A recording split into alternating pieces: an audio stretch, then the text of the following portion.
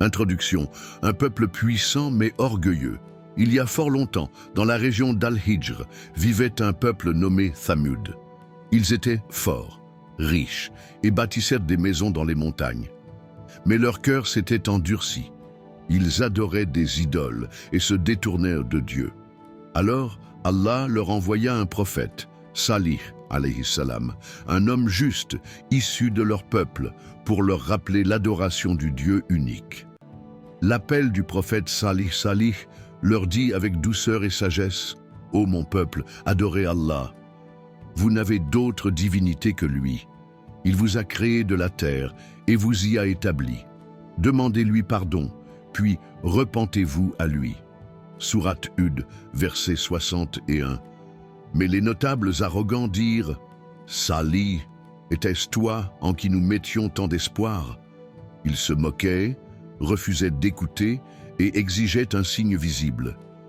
Le miracle, la chamelle de Dieu. Alors, Salih leur dit, « Voici une chamelle, un signe de la part de votre Seigneur. » Et par la volonté d'Allah, une immense chamelle surgit d'un rocher. Un miracle éclatant.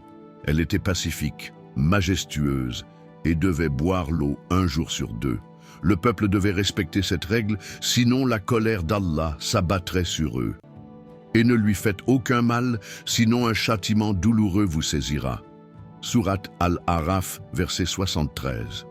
La trahison et la colère divine, mais leur orgueil était plus fort que la foi. Un groupe complota. Ils tuèrent la chamelle en versant son sang sur la terre bénie. Salih, bouleversé, leur dit « Jouissez dans vos demeures pendant 3 jours. Voilà un avertissement qui ne sera pas menti. » Sourate Hud, verset 65. Et après 3 jours, un cri terrible, un tremblement, puis le silence. Allah les anéantit tous. Le peuple de Thamud disparut, sauf ceux qui avaient cru. Conclusion spirituelle. Ce récit n'est pas une légende, c'est un avertissement, un signe pour les cœurs vivants. Ceux qui ne croient pas à nos signes, le châtiment les atteindra pour leur perversité. Sourate Al-A'raf, verset 100. Fin de la vidéo. Zoom sur les ruines du peuple Thamud avec la voix du narrateur disant « Craignons Allah et méditons, car la vérité est éternelle, mais l'orgueil conduit à la perte. »